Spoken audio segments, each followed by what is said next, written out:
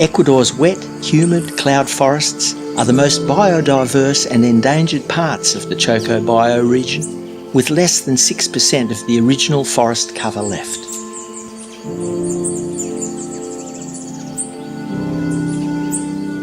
In just 1 hectare of primary or undisturbed cloud forest, around 400 tree species have been recorded,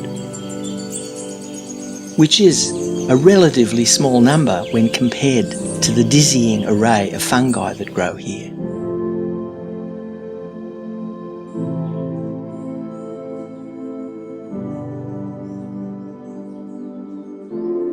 Over 700 different types of birds, representing almost half of Ecuador's bird species, also occur in this region, including the wedge-billed hummingbird,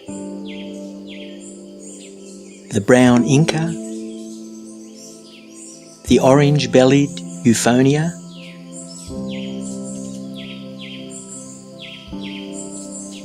the brown-capped tyrannulet, the collared trogon, and the red-faced spinetail. An astonishing 50 bird species are found nowhere else on Earth, over half of which are threatened, including the Choco toucan, the toucan bardet, the violet-tailed sylph, the rare rose-faced parrot,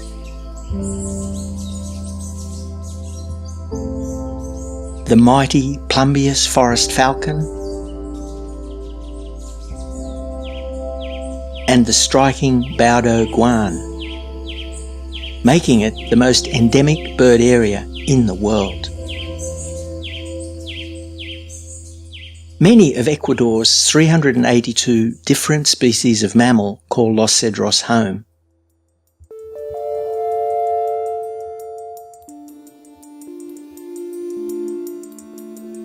A great variety of reptile species also live here.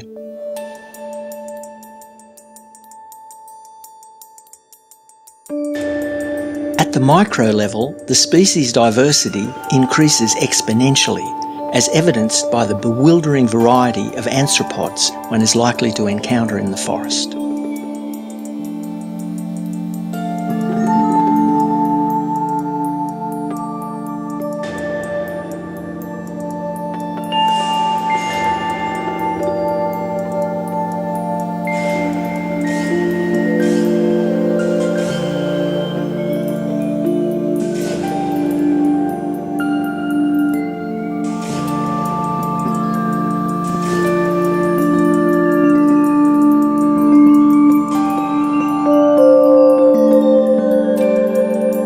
British Museum expedition to the reserve in the early 1990s found 940 species of moths, many previously unknown to science. Botanists have also discovered that a good number of Ecuador's 13,000 plant species also thrive here.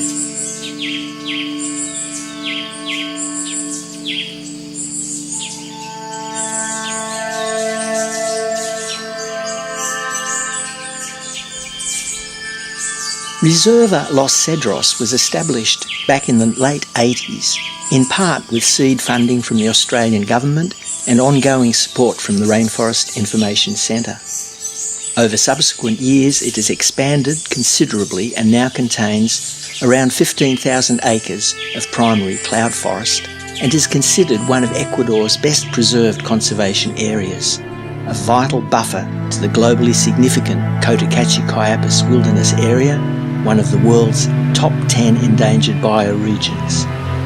It is also the last intact catchment in western Ecuador, protecting the headwaters of 4 rivers, including the Los Cedros River, for which the reserve is named. Los Cedros has become an important refuge for a significant number of rare, vulnerable or threatened species, like the white-faced capuchin, the mantled howler monkey, the ocelot, margay, and the puma or mountain lion as it is otherwise known.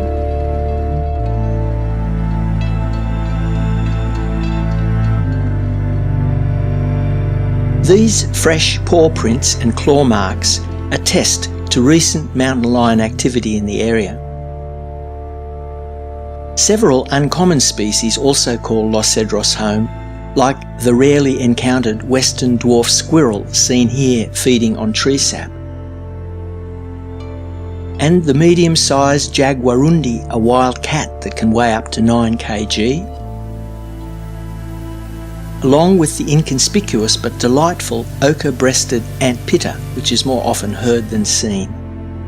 Very large rodents like the nocturnal and solitary paca and territorial agouti are in relative abundance here, being the preferred prey of top predators like the puma and local human inhabitants alike, who consider these creatures a delicacy.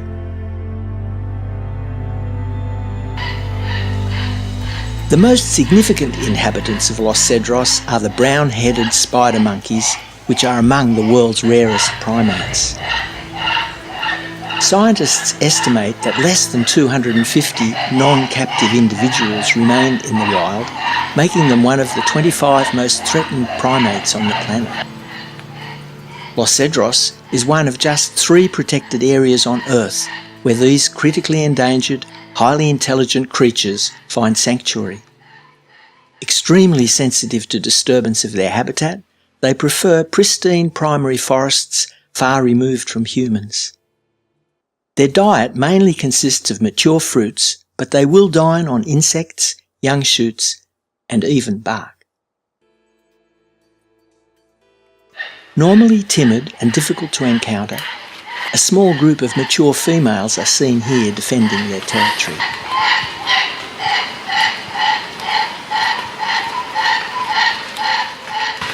Their alarm call is not too dissimilar to a barking dog, a characteristic shared by other species of spider monkey.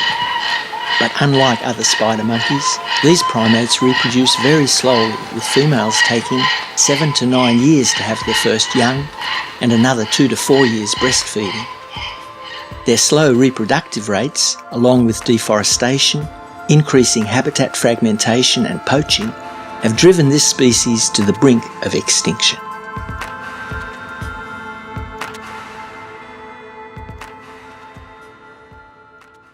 Nestled at the feet of the Andes lies the Los Cedros Research and Visitor Station. The station regularly hosts scientists, naturalists, visitors and volunteers from around the world. Mycologist Rue Vandergrift from the University of Oregon has been studying the fungal ecology of Los Cedros for the past few years. I'm kind of working on three different related projects. The first is just biodiversity. What species of my group of fungi, the Zaladiaceae, what do we have here, particularly in the genus Silaria? Second one is trying to sort out how they have sex. Nobody even knows. We don't know if these fungi have sex. Some fungi do, some fungi don't. These ones, they have an association with some flies that looks like pollination. You just watch what these flies do. It looks like flies. It looks like bees in a flower. They look like pollination. So trying to sort out, are the fungi having sex? The third thing is trying to sort out how these fungi are dispersing.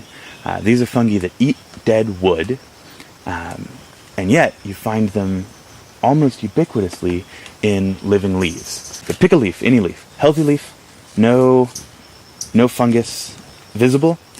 I guarantee you this leaf has dozens, if not hundreds, of species of fungi living inside, beneath the cuticle, cryptically. You can't see them. And what I think is going on is that these fungi, they eat dead wood, they make mushrooms, fruiting bodies, on dead wood, and then the spores get into the leaves. Leaves fall a lot farther from their plants than spores do from their mushrooms. So it's a dispersal mechanism. Still working on it. Jury's still out. Is that actually what's going on? I think it is, but got to analyze the data.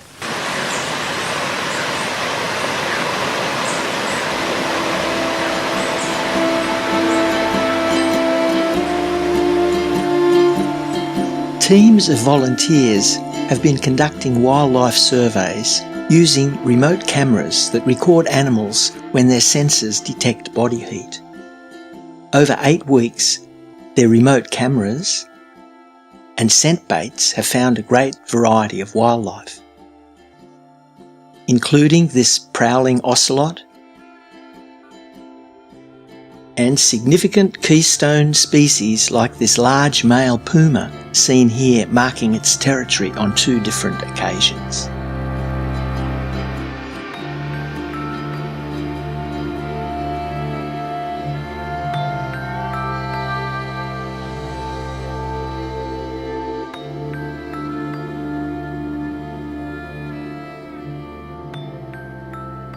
The cameras also detected many of their preferred prey, like the collared peccary, a pungent wild pig that can weigh up to 35 kg, the 9-banded armadillo, red brocket deer,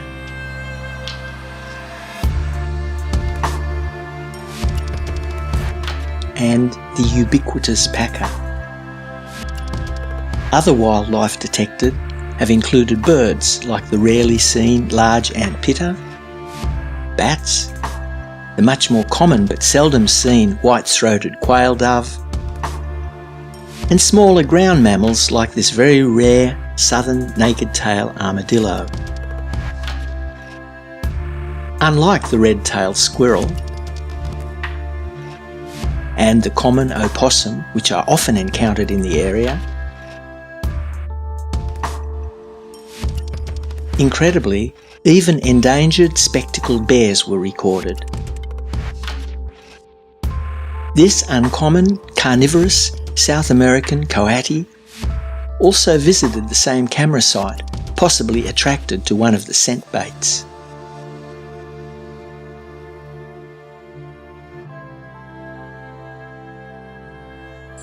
The camera surveys confirm the reserve's high levels of biodiversity and a resilient, healthy ecosystem. Los Cedros local guide, farmer, naturalist and station hand Fausto Lomas has gained an intimate knowledge of the reserve's numerous trails, plants and wildlife. Para mí es muy importante la reserva porque está tan intacta todavía, está bien conservada. Empezando por el agua también, es muy limpia. Aquí no hay otra contaminación, no hay nada, no has intervenido. Pienso que deberíamos siempre conservarle, siempre mantenerle así como está, porque hay mucho biodiversidad. Mucha gente me gustaría que vengan a conocer este lugar.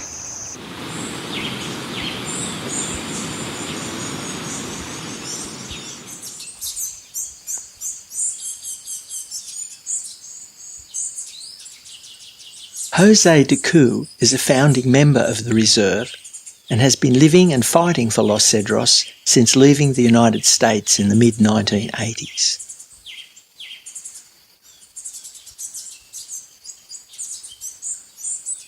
The biggest problem I've faced since I've been working in conservation here in Ecuador has been the failure of successive governments to do anything about illegal logging. And the promotion, practically speaking, there's been just a blind eye turned towards all activity. From the beginning of my time here in Ecuador, we've watched the forests of Esmeraldas be destroyed through the greed and avarice of the major lumber companies of Ecuador, without anything being done to replace those forests or to protect the ones that actually do have some kind of protection.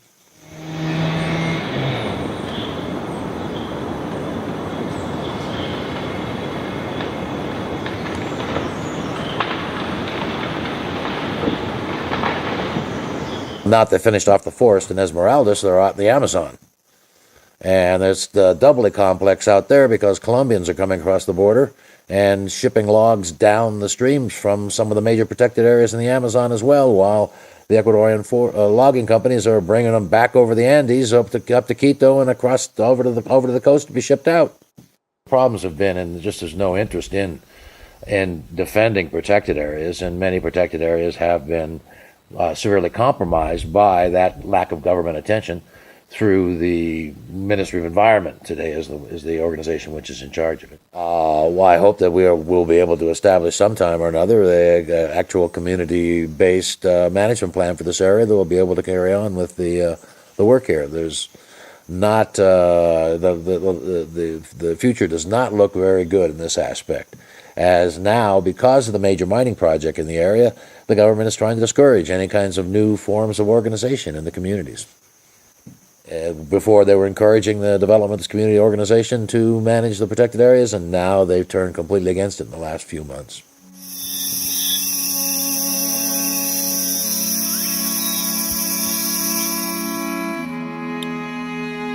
Unfortunately, even formerly protected areas like Los Cedros are not safe.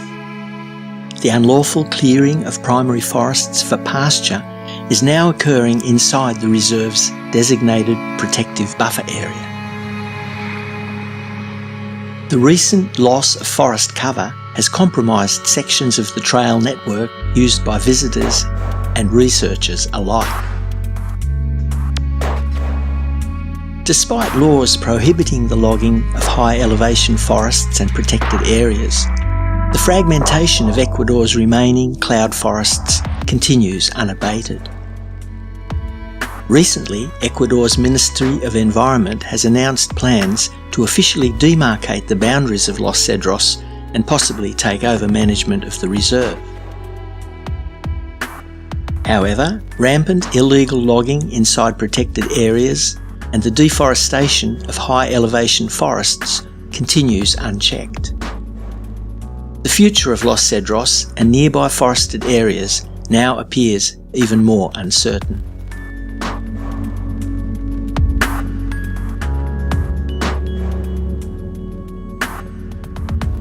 But there are local people as committed to the survival of Ecuador's unique cloud forests as there are seeking their destruction. The president of the nearby town of Chontal is working on alternatives to logging in the area. Estoy acá por un único objetivo, la naturaleza. La conservación de la naturaleza es vida. Es el agua, es las aves, los animales. Hace muchos años los teníamos aquí, junto a donde estamos, pero ahora han emigrado por la deforestación. Eso es por la falta de iniciativas comunitarias, tal vez, la falta de visión de las personas dentro de la zona, con el tema de agricultura orgánica, lo que es turismo, que es lo que generaría nuevas alternativas de trabajo para que la gente evite la deforestación de la montaña. Eso permite que los animales y aves estén y continúen en la zona. El gobierno ahora está fomentando un poco más del turismo. Es una alternativa de trabajo para todos los campesinos.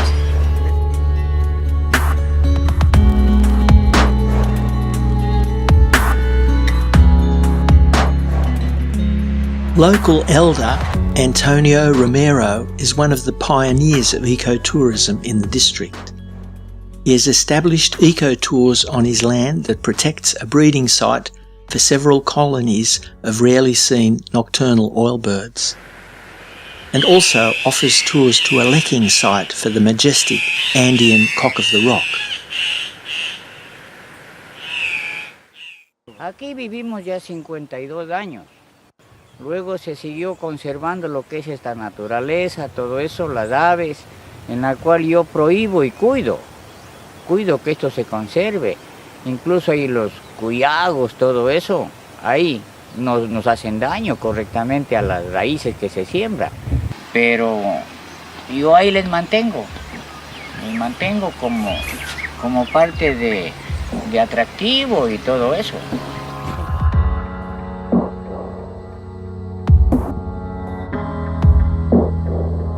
The survival of Los Cedros is precariously balanced. On one side are the forces of economic exploitation, and on the other, community-based conservation. Shifting perspectives from short-term economic gain towards Something more sustainable will take time and considerable effort. Friends, this is John Seed of the Rainforest Information Centre. Volunteers from our organisation were part of helping create the Los Cedros Biological Reserve 30 years ago with the help of a grant from the Australian Government's Development Assistance Bureau. We've been involved in saving Los Cedros from multiple threats since then, including illegal loggers, poachers and land developers. As a result of the hard work of Jose Ducu and his allies, according to ecology professor Bitty Roy from the University of Oregon, Los Cedros is the best preserved forest in western Ecuador. She is one of the many academics who have done extensive research on the biota of western Ecuador and Los Cedros in particular. However, we're now facing the most serious threat so far. A corrupt and illegal agreement has handed Los Cedros over to the Canadian mining company Cornerstone Resources.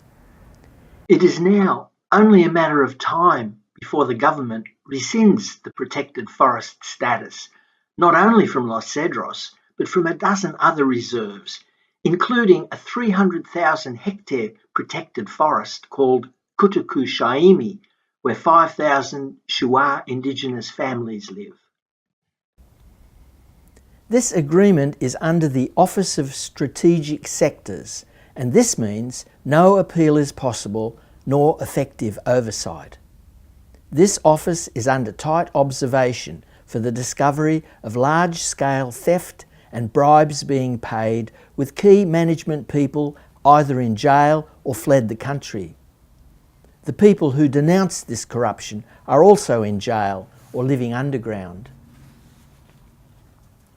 23 international scientists have written a letter celebrating the biological splendour which is at stake here. Their letter begins, "On June 14, 2016, the Canadian mining company Cornerstone Capital Resources Incorporated entered into a joint exploration agreement with Ecuador's state mining company Enami. As part of this agreement, a large swathe of pristine Choco cloud forest has been put into a mining concession. Much of this forest was previously protected, including most of Los Cedros and all the Cordillera de la Plata. Together, these include some of the last major unlogged watersheds in all of western Ecuador, in one of the most biodiverse regions on Earth. Cloud forests like Los Cedros are becoming fewer and fewer. They are of the utmost importance to global climate and hydrological cycles. The impact of this decision goes far beyond Ecuador. A report by Earth Economics clearly demonstrates that the ecosystem services of the region far exceed the potential revenues of mining. While global conservation importance is obviously key, we must also stress the overwhelming support of the local communities for Los Cedros and the other protected forests and watershed reserves in the region. We have initiated a petition addressed to the mining company and also a crowd fund to raise money for a legal challenge to defend not only Los Cedros but the other doomed rainforests. Please join us and add your voice to the growing chorus of protest.